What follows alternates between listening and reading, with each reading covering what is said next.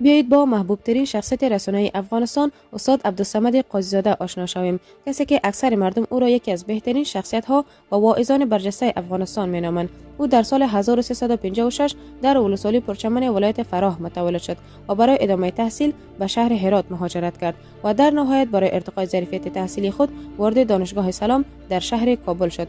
او به اعتدال در دین اعتقاد دارد و از مخالفان سرسخت افراطگرایی و سختگیری در دین هست. برخلاف اکثر علمای دینی، او بدون امامه و روسری و باریش نسبتاً کوتاهی در رسانه‌ها ظاهر می شود که البته برخی به دلیل نداشتن ریش بلندتری او اعتراض می کنند. او بنیانگذار یکی از مراکز فرهنگی و علمی به نام اقرا است که فعالیت‌های خیریه نیز انجام می‌دهد. یکی از بزرگترین پروژه‌های خیریه آقای قاضی‌زاده ساخت خانه برای زلزله زدگان کنر بود که به گفته خودش بیش از $600,000 هزینه داشته است. اگر از آقای قاضی‌زاده خوشتان می‌آید، این ویدیو را با افتخار ایشان لایک کنید و در قسمت نظرات یکی از صفات ایشان را که بیشتر دوست دارید را بنویسید.